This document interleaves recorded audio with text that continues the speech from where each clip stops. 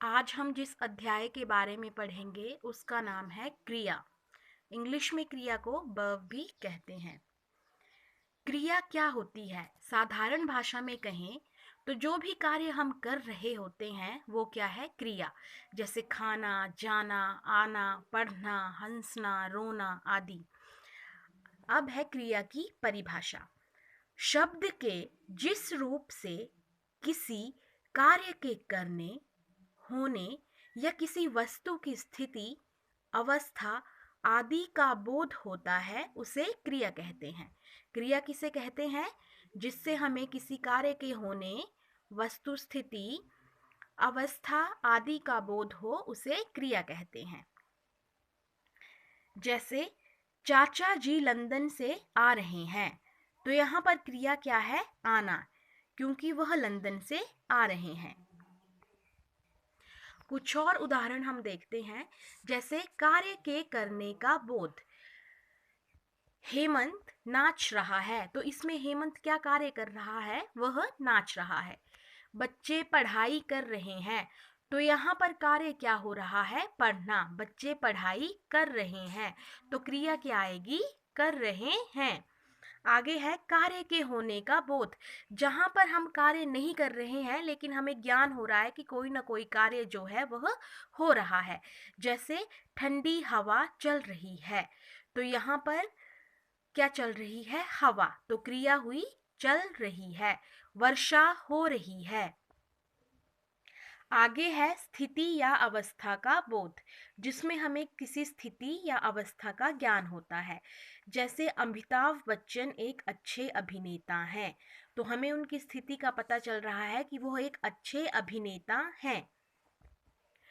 अब है कि क्रिया के संबंध में याद रखने योग्य कुछ महत्वपूर्ण बातें। जैसे कोई भी वाक्य क्रिया के बिना पूरा नहीं होता है। उदाहरण के तौर पर अभिनव बिंद्रा को निशानेबाजी के लिए स्वर्ण पदक मिला, तो यहाँ पर क्रिया का शब्द है मिला। तो कोई भी वाक्य जो है वो क्रिया के बिना पूरा नहीं होता है। अगर मैं यह भी कहती हूँ कि मैं खाना खाऊंगी, तो वहां पर इस वाक्य में भी क्रिया आ रही है, वो है खाऊंगी शब्द। क्रिया लिंग के अनुसार होती है, वचन के अनुसार होती है। लिंग के अनुसार परिवर्तन कैसे होता है? जैसे संकुल विद्यालय जा रही है, संदीप विद्यालय जा रहा है, तो यहाँ पर जो क्रिया हो रही है उसमें लिंग के अनुसार परिवर्तन हो रहा है। वैसे ही वचन के आधार पर भी परिवर्तन होता है। जैसे स्वतंत्रता दिवस पर आसमान में कई पतंगें छोड़ी गईं, उन पतंगों में से एक पतंग पेड़ पर अटक गई। तो इस तरह से क्या है? वचन के अनुसार भी क्रिया में परिवर्तन आता है। नेक्स्ट है क्रिया के भेद। क्रिया के भेदों के बारे में जानने से पहले हम कुछ ऐसे शब्दों के बारे में जानते हैं जो क्रिया के साथ प्रयुक्त होते हैं। कर्ता और दूसरा कर्म। वाक्य में क्रिया को करने वाला उस क्रिया का कर्ता कहलाता है। जैसे संदीप जा रहा है, तो इस वाक्य में क्रिया करने वाला संदीप है और संदीप क्रिया का कर्ता है। जो कार्य कर रहा है वो कौन है? संदीप। और संदीप क्या है? उस क्रिया, उस कार्य को करने वाला, अर्थात वो क्या हुआ? कर्ता। दूसरा है कर्म। वाक्य में क्रिया का फल जिस पर पड़ता है उसे ही कर्म कहा जाता है। जैसे सुकन्या पुस्तक पढ़ रही है, इस वाक्य में पढ़ने की क्रिया का फल पुस्तक पर पड़ रहा है, अतः पुस्तक इस क्रिया का कर्म है। अब सुकन्या क्या है? कर्ता, लेकिन वो क्या कर रही है? पुस्तक पढ़ रही है, तो उसका कर्म क्या है? पुस्तक पढ़ना। कर्म के आधार पर क्रिया के भेद। कर्म के आधार पर क्रिया के दो भेद होते हैं, अकर्मक क्रिया और दूसरा होता है सकर्मक क्रिया। अकर्मक क्रिया क्या होती है? जिन क्रियाओं को कर्म की आवश्यकता नहीं पड़ती उन्हें अकर्मक क्रिया कहते हैं। जिन क्रियाओं को कर्म की आवश्यकता नहीं पड़ती है, वो अपने आप ही होती हैं, उन्हें हम अकर्मक क्रिया कहते हैं। जैसे हंसना, रोना, बोलना, सोना आदि। उदाहरणतः पारुल हंसती है। तो हम क्या है, हम कोई मेहनत नहीं कर रहे हैं उसमें, लेकिन क्या है, वह क्रिया हो रही है, अपने आप ही हो रही है, हम हंसे जा रहे हैं। तो ये क्या हुई, अकर्मक क्रिया। दूसरी है सकर्मक क्रिया। जिन क्रियाओं को कर्म की आवश्यकता होती है उन्हें सकर्मक क्रिया कहते हैं। जिन्हें कर्म की आवश्यकता होती है वह सकर्मक क्रिया है, और जिन्हें कर्म की आवश्यकता नहीं होती है वह अकर्मक क्रिया। सकर्मक क्रिया के उदाहरण हैं जैसे पीना, बेचना, लेना, देना आदि। चेतन भगत ने एक उपन्यास लिखा। तो यहाँ पर चेतन भगत जो है ये नाम है, ये कर्ता है, और ये क्या लिख रहे हैं, उपन्यास। तो ये कर्म पर प्रभाव पड़ रहा है, उनके कार्य का प्रभाव पड़ रहा है। माँ सब्जियां खरीद रही है, तो माँ क्या खरीद रही है, सब्जियां। ये कर्म है। तो इस तरह जिनमें कर्म की आवश्यकता होती है वह हुई सकर्मक क्रिया। कर्मक क्रिया के दो भेद होते हैं। पहला है एक कर्मक क्रिया और दूसरा है द्विकर्मक क्रिया।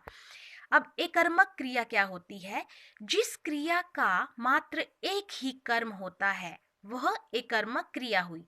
जैसे वरुण फल खाता है, तो एक ही क्रिया है, वरुण जो है वो अकेला ही फल खा रहा है। अब द्विकर्मक क्रिया होती है, जिस क्रिया के दो कर्म होते हैं वह द्विकर्मक क्रिया कहलाती है। जैसे चिनार ने अपनी सहेली को अपनी फ्रॉक दिखाई। तो यहाँ पर क्या है, दो कर्म हो रहे हैं। चिनार ने अपनी सहेली को अपनी फ्रॉक दिखाई। ड्राइवर बच्चे को विद्यालय ले गया। तो यहाँ पर क्रिया के दो कर्म हैं, बच्चे और विद्यालय। आगे है प्रयोग और संरचना के आधार पर क्रिया के भेद। प्रयोग और संरचना के आधार पर क्रिया के 5 भेद होते हैं। संयुक्त क्रिया, प्रेरणार्थक क्रिया, नाम धातु क्रिया, कृदंत क्रिया, और अंतिम है पूर्वकालिक क्रिया। संयुक्त क्रिया क्या होती है, दो या दो से अधिक क्रियाओं के मेल से बने क्रियापद को संयुक्त क्रिया कहते हैं। जिसमें दो या दो से अधिक क्रियाएं हों उनसे संयुक्त क्रिया कहते हैं। जैसे वह बांसुरी बजाता ही जा रहा था। तो यहाँ पर क्या है, बजाता ही जा रहा था। इस वाक्य में दो से अधिक क्रियाएं हैं, तो यह कौन सी क्रिया हुई, संयुक्त क्रिया।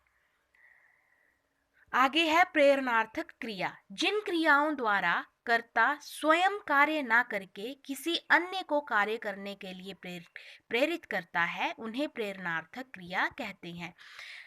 अर्थात कर्ता, मान लीजिए मैं अपने आप कार्य नहीं करूंगी, मैं आपको कोई कार्य करने के लिए बोलूंगी, तो वह क्या हो गया, प्रेरणार्थक क्रिया। जैसे अध्यापिका ने विद्यार्थियों से कविता पढ़वाई। मैंने खुद नहीं पढ़ी, वो मैंने आपसे पढ़वाई। तो ये क्या हुई, प्रेरणार्थक क्रिया। अब आगे प्रेरणार्थक क्रिया के भी दो प्रकार हैं। प्रथम प्रेरणार्थक क्रिया और दूसरी है द्वितीय प्रेरणार्थक क्रिया। प्रथम प्रेरणार्थक क्रिया क्या होती है, जब कर्ता दूसरों के लिए स्वयं ही कार्य करने हेतु प्रेरित होता है। जैसे जब मैं अपने आप ही कोई कार्य आपके लिए करूंगी, वह हो गई प्रथम प्रेरणार्थक क्रिया। और द्वितीय प्रेरणार्थक क्रिया हुई जहां कर्ता स्वयं कार्य ना करके किसी अन्य को कार्य करने के लिए प्रेरित करता है। अर्थात जब मैं कोई कार्य नहीं करूंगी लेकिन मैं आपसे कोई कार्य करवाऊंगी, तो वह क्या हुई, द्वितीय प्रेरणार्थक क्रिया। प्रेरणार्थक क्रियाओं का निर्माण कैसे होता है, आइए जानते हैं। यहाँ पर क्रिया है, प्रथम प्रेरणार्थक क्रिया है और द्वितीय प्रेरणार्थक क्रिया है। तो क्रिया हुई उठ, तो इसका प्रथम प्रेरणार्थक बना उठाना। जैसे मैंने उसको उठाया। और उठवाना, मैंने किसी के द्वारा उसको उठवा लिया। सुन, सुनाना, सुनवाना। इसमें सुन हो गया, और सुनाना अर्थात मैंने आपको कोई बात सुनाई, और सुनवाना मैंने आपको कोई बात सुनवाई लेकिन किसी तीसरे के माध्यम से सुनवाई। आगे है नाम धातु क्रिया। कुछ क्रियाएं संज्ञा, सर्वनाम, विशेषण आदि से बनती हैं, इन्हें नाम धातु क्रिया कहा जाता है। जैसे हमें दूसरों की संस्कृति की बातों को सोच समझकर अपनाना चाहिए। कल जनपथ पर देशभक्ति की फिल्म का एक दृश्य फिल्माया गया। इसमें अपनाना जो शब्द है वह सर्वनाम की नाम धातु से क्रिया नाम धातु से बना है, और फिल्माया जो है यह संज्ञा नाम धातु से बना है। यहाँ पर आपको बताया गया है संज्ञा शब्दों से नाम धातु क्रियाओं का निर्माण कैसे होता है, सर्वनाम शब्दों से नाम धातु क्रियाओं का निर्माण कैसे होता है, और विशेषण तथा अनुकरणवाची शब्दों से नाम धातु क्रियाओं का निर्माण कैसे होता है। ये सभी आपने स्वयं पढ़नी है। उसके बाद आती है कृदंत क्रिया। धातु के अंत में प्रत्यय या शब्दांश जोड़कर बनाई गई क्रियाओं को कृदंत क्रिया कहते हैं। अब कृदंत क्रिया किसे कहते हैं? जिस धातु के अंत में प्रत्यय या शब्दांश जुड़ जाता है।